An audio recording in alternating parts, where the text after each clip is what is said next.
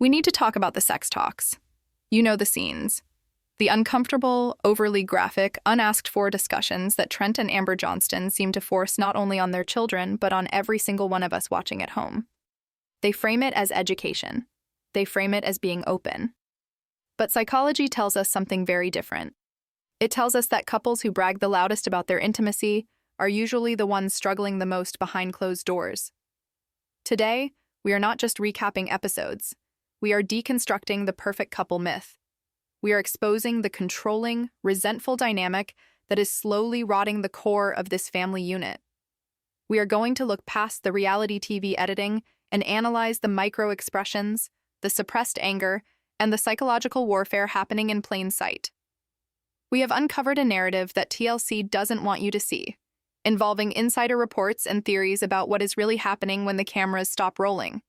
This isn't just about cringeworthy parenting. This is about a marriage that has become a business transaction, and the cracks are finally too big to hide. Before we peel back this layer of deception and expose the dark truth behind the Johnston empire, make sure you hit that like button and subscribe to the channel. We are the only ones brave enough to say what everyone else is thinking, and you do not want to miss the deep dives we have coming up. Support the truth, hit subscribe, and let's get into the nightmare behind the bedroom door. For years, Trent and Amber have presented themselves as the ultimate united front. They sold us the image of the alpha male provider and the supportive, organized wife. It was a brand. It was the us against the world mentality that works so well on reality television. But if you have been paying close attention to the recent seasons, you have noticed the shift. The masks are slipping. We aren't seeing a partnership anymore. We are seeing a power struggle. The foundational lie they have fed us is that their graphic behavior is for the benefit of the world, to educate the public about little people intimacy. But let's call it what it really is. It is a dominance display. When Trent makes a crude joke at the dinner table, or when Amber over-explains their bedroom life to a horrified Elizabeth or Anna, it is not education. It is a territory marker. It is a way of asserting dominance over their children's developing dating lives by reminding them that the parents are the sexual alphas of the house. It is a bizarre, psychological power play designed to keep the children in a state of perpetual childishness, unable to view their own relationships as mature because their parents are constantly sucking the air out of the room with their own performative intimacy. But here is where the theory gets darker. There are insider whispers circulating in the reality TV community that suggests this on-camera behavior is a total overcompensation for a marriage that has gone cold. The theory is that the spicy Trent and Amber we see is a character they play to hide a dead bedroom. Think about it. When you are truly secure in your connection with your spouse, you don't need to broadcast it to millions of people or force your children to listen to it. You just live it.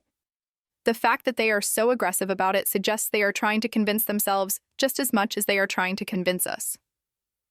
We have seen the clips where Trent snaps at Amber over minor renovations, or where Amber steamrolls Trent's opinions on parenting. That is the real dynamic. The resentment is palpable. Trent wants to be the king of the castle, but Amber holds the keys to the empire, and that friction is creating a toxic environment that is trickling down to the kids.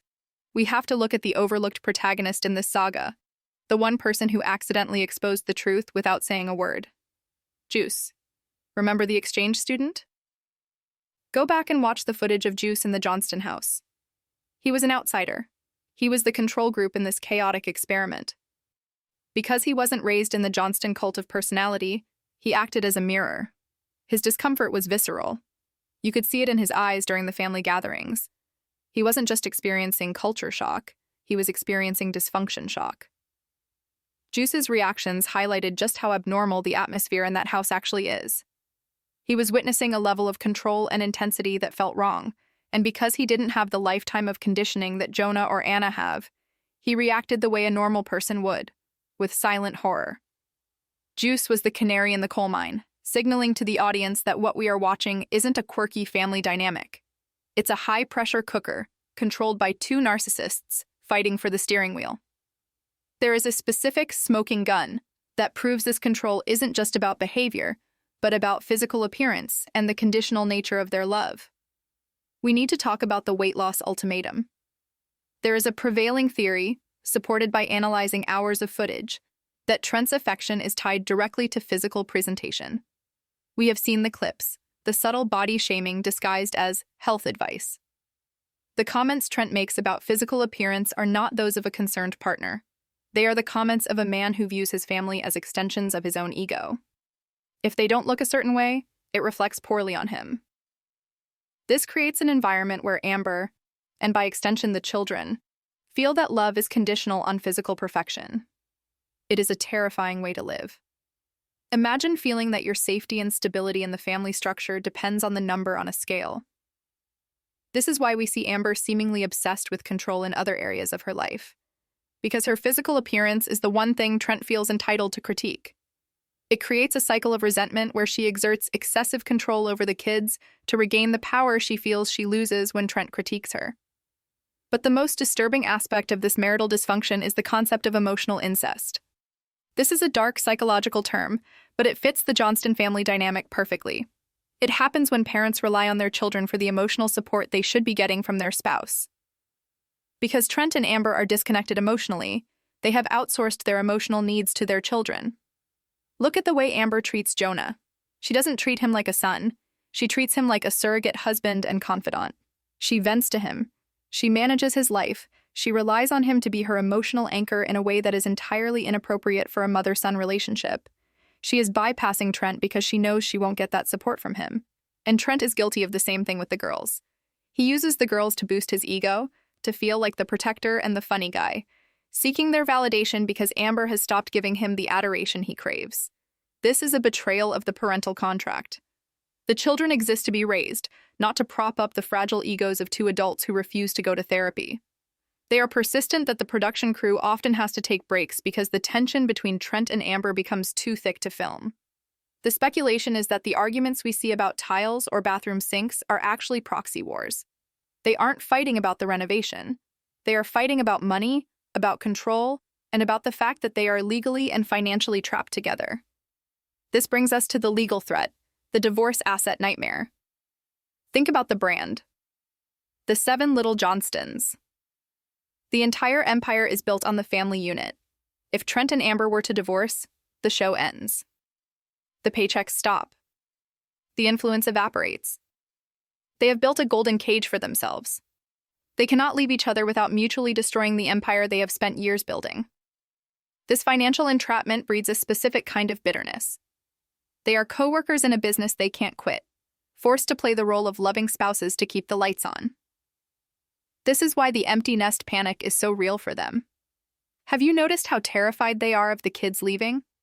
They sabotage the kids' attempts at independence under the guise of protection. But the reality is much darker. The children are the buffers. As long as the house is full of chaos and kids, Trent and Amber don't have to face each other. They don't have to sit in a quiet room and realize they have nothing left to say to one another. The kids are the distraction that keeps the marriage on life support. Without the children to focus on, without the drama of dating and college and driving lessons, Trent and Amber would be forced to look at the stranger sleeping on the other side of the bed. And that is a terrifying prospect for them. So they cling, they control, they manufacture crises to keep the children close, not because they love them too much to let them go, but because they are too afraid to be alone with each other. Let's dig deeper into the health deflection. When Trent had his health scares, the editing tried to show a concerned wife. But look closer. Analyze Amber's micro-expressions during those hospital visits and recovery periods. There is a theory that her primary emotion wasn't fear, but annoyance. It was an inconvenience. It was a disruption to the schedule. When you are in a loving marriage, your partner's pain is your pain. When you are in a transactional marriage, your partner's pain is a logistical problem. Trent's vulnerability weakens the alpha image he tries so hard to project, and Amber's frustration reveals her lack of genuine empathy for him. It is a harsh assessment, but the footage doesn't lie. The tenderness is missing. The soft touches are performative. The concern feels scripted. This is the reality of a marriage that has been consumed by the camera. We also need to discuss the renovation arguments in greater detail, because this is where the cracks are most visible to the naked eye. The constant remodeling of their home is a metaphor for their relationship. They are constantly tearing things down and trying to rebuild them, but the foundation is faulty. There is a persistent rumor that the constant construction is actually a coping mechanism for Trent. It gives him a reason to be busy, to be loud, to be in charge, and to avoid intimacy. If the house is always in chaos, there is no time for deep conversations. If there is always a wall to be knocked down, he doesn't have to build a bridge for his wife. And Amber uses the renovations to assert her control over the aesthetic, the budget, and the timeline. It is a battlefield. Every paint color choice is a negotiation of power. Every delay is a reason to belittle the other. They are not building a home. They are building a fortress to keep the reality of their unhappiness out. We have to zoom in on what I like to call the cringe compilation. If you browse the fan forums or the Reddit threads dedicated to the show, the #1 complaint isn't the storylines. It is the forced, visceral discomfort of Trent and Amber's public displays of affection. But we are not here to just say it's gross. We are here to ask why. Why does a couple married for this long feel the need to perform their desire like teenagers who just started dating? There is a psychological concept called reaction formation. It is a defense mechanism where a person behaves in the exact opposite way to their true feelings. If you subconsciously resent your spouse, or if the spark has completely extinguished, you might overcompensate by becoming hypersexual and performative in public. The greased-up photo shoots, the constant innuendos while the kids are eating breakfast, the pole dancing classes, these aren't the actions of a couple comfortable in their intimacy. These are the actions of two people desperately trying to prove to the audience, and perhaps to themselves, that the fire hasn't gone out. But the harder they try, the colder it feels. You can see the disconnect in the body language. Watch Trent's eyes when he makes a joke. He isn't looking at Amber for a connection. He is looking at the camera, or he is looking at the kids to gauge their shock. It is a performance. Amber is a prop in Trent's comedy routine, and Trent is a project in Amber's management portfolio. This brings us to one of the most tragic figures in this narrative, Jonah. We touched on emotional incest earlier, but we need to really dissect the relationship between Amber and her eldest son. There is a verified pattern here that goes beyond helicopter parenting. It borders on spousal replacement. Insider theories suggest that because Amber cannot control Trent, because Trent is stubborn and operates on his own wavelength, she has turned her controlling gaze entirely onto Jonah. She manages his schedule, his job, his relationships, and his living arrangements. Remember the intervention? While it was framed as necessary help, look at the gleam in Amber's eye. There is a sense of satisfaction in his failure because his failure means he has to return to the nest. He has to return to her. She becomes the central figure in his life again, displacing any girlfriend or independence he might have found. She vents to him about the other kids. She uses him as a sounding board for family decisions that should be discussed with Trent. This puts Jonah in an impossible position. He is trapped between being a son and being a surrogate partner. He carries the emotional burden of the marriage that his father refuses to carry. This is why Jonah looks so exhausted. He isn't just tired from life. He is tired from carrying his mother's emotional baggage. And then there is the flip side of this dynamic. Trent and the girls, specifically Elizabeth and Anna. The contrast is startling. Trent seeks validation from his daughters in a way he stopped seeking it from Amber years ago. He wants to be the fun dad, the hero, the guy who knows everything. But notice the tension with Anna. Why is Trent so hard on Anna? The psychological profile here suggests projection. Anna is the rebel. She is the one who pushes back. She represents the loss of control that Trent fears most. Every time he snaps at her or dismisses her achievements or treats her like a problem to be solved, he is acting out his frustration with his own life. He feels trapped in the marriage, trapped in the brand, and he takes that frustration out on the child who is the easiest target. Meanwhile, Elizabeth is the golden child because she plays the game. She feeds his ego. She laughs at the jokes. She validates his alpha status. But this creates a wedge between the sisters, another classic tactic of a toxic family system: divide and conquer. If the siblings are competing for the parents' approval, they aren't comparing notes on how dysfunctional the parents are. Let's talk about money. We need to follow the money to understand why this charade continues. Reports from industry insiders estimate that the Johnston family makes a significant amount per episode, but their lifestyle has inflated to match it. The sprawling property, the constant renovations, the fleet of cars, the college tuition, this is a high overhead life. They are not just a family, they are a corporation. The 7 Little Johnstons is a brand that employs them all. This creates a divorce asset nightmare. If Trent and Amber were to split, It wouldn't just be a divorce. It would be a corporate dissolution. They would lose their primary source of income. The show is pitched as a family show. A bitter divorce arc would destroy the wholesome image TLC sells to advertisers. They are financially handcuffed to each other. This theory explains the bitterness we see on screen. Imagine being stuck in a job you hate with a coworker you can't stand, but you can't quit because you have a mortgage that requires that specific salary. Now imagine that a coworker is your spouse and the job is your life. That is the trap. They are resentful not just because the marriage is failing, but because they can't afford to let it fail. Every argument about tiles or driving lessons is actually an argument about their mutual entrapment. There is a floating theory in the deep web forums that Trent has actually attempted to separate his finances or create exit strategies, which manifests in his sudden career pivots. The car sales, the other business ideas. Is this Trent trying to build a lifeboat? Is he trying to establish an income stream that isn't dependent on Amber and the show? If so, look at how Amber reacts to his career changes.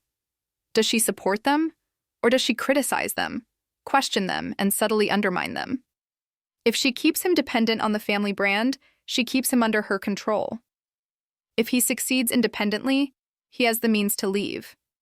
This power struggle over money and career is the subtext of almost every major conflict in the last 3 seasons. Amber needs to be the manager. She needs to hold the purse strings, or at least the logistical reins. When Trent tries to veer off course, she pulls him back, not to save him, but to keep him in check. Let's go deeper into the alpha male crisis. Trent frames himself as a traditional Southern man, the head of the household. But the reality of his life contradicts this at every turn. He is physically small, which he compensates for with big trucks and loud personality traits. But more importantly, he is living in a matriarchy. Amber runs the show. Amber makes the schedules. Amber dictates the flow of the household. This cognitive dissonance, believing you are the king while living as a subject, is eating him alive. You can see it in his short fuse. He snaps at the smallest things because he has no control over the big things. He creates artificial challenges, like dangerous home improvement projects or physical feats, to prove his masculinity because his role as the leader of the family has been usurped by his wife's type A personality. And Amber, for her part, seems to resent his attempts at leadership. She treats him like another one of the children. Trent, don't do that. Trent, listen to me. The tone is not spousal, it is maternal. She is mothering her husband, which is the quickest way to kill romantic attraction. And he resents her for it, which leads us back to the passive-aggressive comments and the performative sex talks. His way of trying to reclaim his manhood in front of an audience since he can't do it in his own kitchen. There is also a very disturbing narrative thread regarding the outsiders creating boundaries that the parents refuse to respect. We saw it with the boyfriends and girlfriends of the children. When Elizabeth or Jonah bring partners around, Trent and Amber immediately begin the interrogation. But it's not normal vetting. It's an invasion. They demand to know intimate details. They impose themselves on the young couple's dates. Why? Because a healthy relationship mirrors their dysfunction back to them.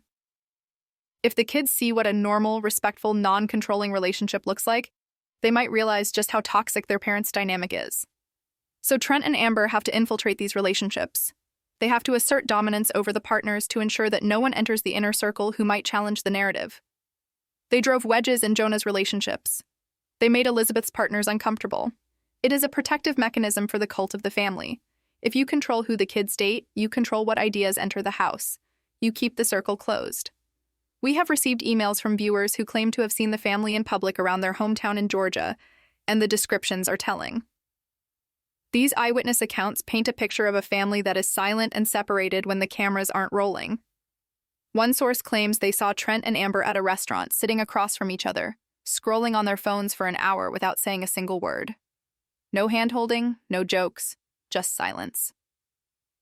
Then, as soon as a fan approached for a photo, the smiles turned on, the arms went around each other, and the TV personalities activated. This supports the business partner theory. They are cast members in a reality show about their own lives. They know their lines, they know their blocking. But once the scene is cut, they retreat to their separate corners. The exhaustion must be overwhelming.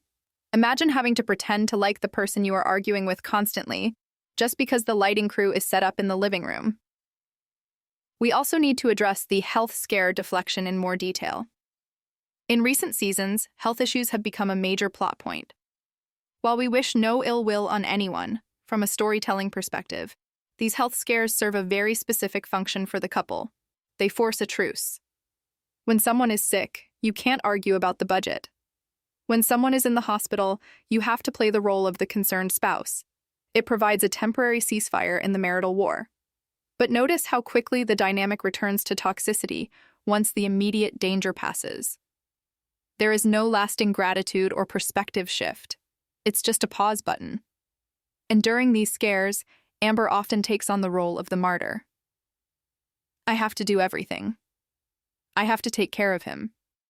She weaponizes his illness to highlight her own burden. Look how much I do for this family. It becomes about her sacrifice, not his recovery. This is classic narcissistic supply. She feeds off the sympathy of the audience and the dependence of her husband. Consider the renovation projects again. The constant state of construction in their home is not just for the show's content. It is a physical manifestation of their restlessness. A happy home doesn't need to be torn apart every 6 months. They are trying to fix the house because they can't fix the marriage. Trent gets to smash walls, a release of aggression. Amber gets to design and control, a release of anxiety. They meet in the middle over blueprints, which is safer than meeting in the middle over feelings. But the dust never settles. There is always a new project, a new distraction, a new reason to be stressed out. Stress is their comfort zone. If they were ever to sit in a finished, quiet, peaceful home, the silence would be deafening. They wouldn't know how to exist without a crisis or a project to triangulate their focus. Let's pivot to a deeply uncomfortable truth about the education excuse. They claim they are educating the world about little people. But true education requires dignity. What they are doing is often commodification. They are selling their privacy and their children's privacy for ratings. The scene where they discuss the specific mechanics of their intimacy with their adult children isn't educational. It's violating. It violates the children's boundaries. You can see the kids physically recoiling.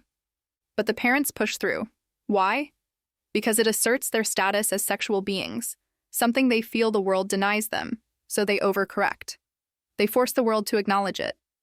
But in doing so, they traumatize their own kids. They prioritize their message to the world over the comfort of the people living in their house. That is not education. That is ego. It is a selfish act disguised as a selfless one. And the kids are the collateral damage. They are learning that boundaries don't matter if the camera is rolling. They are learning that privacy is a currency to be spent, not a right to be protected. We have arrived at the endgame. We have dissected the behavior, the psychology, and the financial handcuffs, but now we must look at the future of the Johnston empire. The empty nest panic we discussed earlier is no longer a looming threat. It is a present reality. As the children, Jonah, Anna, Elizabeth, Alex, and Emma, transition into adulthood, the buffers are being removed one by one. And we are seeing the exact psychological phenomenon that destroyed other reality TV families. Think about the Roloffs. Think about the Goslings. The pattern is undeniable. When the children stop being the primary plot points, the camera turns its unblinking eye toward the parents' marriage. And what we are seeing with Trent and Amber is the prologue to a separation. The writing is on the wall, written in the invisible ink of resentment and exhaustion. There is a theory circulating among the most dedicated observers of the show, a theory that suggests the separation has, in spirit, already happened. We call it the separate lives theory. While they may share a roof and a bed for the cameras, look at their individual schedules, look at their hobbies. Trent retreats to his sales job, his outdoor projects, his guy time. Amber retreats to her computer, her organization, her control over the household logistics. They are living parallel lives that only intersect when a producer shouts action. They are roommates who share a bank account and a brand. This is why the interactions feel so forced. They are not catching up with a spouse at the end of the day. They are checking in with a business partner. The spark isn't just gone. The pilot light has been disconnected to save money on gas. We have to talk about the Anna factor in this final breakdown. Anna has historically been the family scapegoat. In family systems theory, the scapegoat serves a vital purpose. They absorb the tension of the parents. When Trent and Amber are angry at each other, they can unite in their frustration with Anna. Anna did this. Anna is difficult. Anna needs to be managed. It bonds them. It gives them a common enemy. But as Anna gains independence, moves out, and proves she can function without them, that vessel for their tension disappears. Without Anna to blame for the stress in the house, Trent and Amber will be forced to turn that critical gaze on each other. We are already seeing the early stages of this. The sniping is becoming more direct. The passive aggressiveness is losing the passive part. When the scapegoat walks away, the narcissist panics. And we have two parents who display heavy narcissistic traits, realizing they are running out of targets. Let's speculate on the tell-all nightmare. This is the scenario that keeps Trent and Amber awake at night. What happens when the NDAs expire? What happens when one of the kids needs money more than they need their parents' approval? There are whispers that publishers have already sniffed around the older Johnston children. Imagine a book written by Anna or Jonah, uncensored, detailing the reality of growing up in a home where love was conditional on ratings. This potential betrayal fuels the parents' paranoia. It explains why they are so desperate to keep the kids financially dependent and emotionally tethered. It is not just love, it is damage control. They are hoarding their children like assets because they know that if those assets go liquid, the secrets come pouring out. The strict control over who the kids date, where they live, and what they do for work is a preemptive strike against future exposure. We must also address the spin-off wars theory. There are rumors in the industry that the network is already contingency planning. If the marriage implodes, who gets the show? Does it become Trent's world? Does it become Amber's rules? Or does the audience migrate to the kids? The fear of irrelevance is a powerful motivator. Trent loves fame. He loves being recognized. The idea of losing that platform because his marriage failed is unacceptable to his ego. Amber loves the control. She loves being the matriarch of America. Losing that status would destroy her identity. So they are stuck in a stalemate. Neither is willing to pull the trigger on a divorce, because neither is willing to risk losing the spotlight. It is a game of chicken where the cars are driven by pride and the cliff is obscured. But let's look closer at the bedroom door metaphor. What are they actually hiding? It's not some scandalous affair or a hidden addiction. It is something much more mundane and much more tragic. Indifference. The opposite of love isn't hate, it's indifference. The toxic behavior, the loud sex talks, the forced PDA, it's all a smokescreen to hide the fact that they have become indifferent to each other's happiness. They care about the unit, they care about the image, but do they care about the soul of the person standing next to them? The evidence suggests no. When Trent dismisses Amber's feelings, it's not out of passion, it's out of boredom. When Amber steamrolls Trent, it's not out of anger, it's out of a lack of respect. They have become fixtures in each other's lives. Like a piece of furniture you can't be bothered to move even though you hate the upholstery. There is a disturbing psychological concept called sunk cost fallacy. It's the idea that you can't quit something because you've put too much time into it. Trent and Amber have invested decades. They have 5 kids, they have a massive house, they have a global brand. To walk away now would be to admit that the last 20 years were building toward a failure. So they double down. They renovate the bathroom again. They buy another car. They manufacture a crisis about Elizabeth's boyfriend. They do anything to avoid looking at the balance sheet of their emotional relationship and realizing they are bankrupt. This is why the show feels so repetitive lately. They are running on a hamster wheel, generating motion but going nowhere, because stepping off the wheel means facing the void. We have to consider the viewer revolt. The audience is smarter than TLC thinks. We see the comments. We see the ratio of dislikes. People are tired of the cringe. They are tired of the bullying. The wholesome family facade has cracked. The viewers are now watching for the same reason people slow down at a car crash. We are watching to see how bad it gets. This shift in audience sentiment is dangerous for them. If they become villains in their own story, the network will lean into it. The editing will get harsher, the music cues will get darker. TLC knows that hate watching is still watching. Trent and Amber might find themselves edited into caricatures of themselves, pushed into even more extreme behavior by producers who know that a fighting couple rates higher than a happy one. They are dancing with the devil, and the devil controls the final cut. Let's go back to the smoking gun, the body shaming, and the weight loss ultimatum. This is the key to understanding the future. If Trent's attraction is conditional and aging is inevitable, the dynamic will only worsen.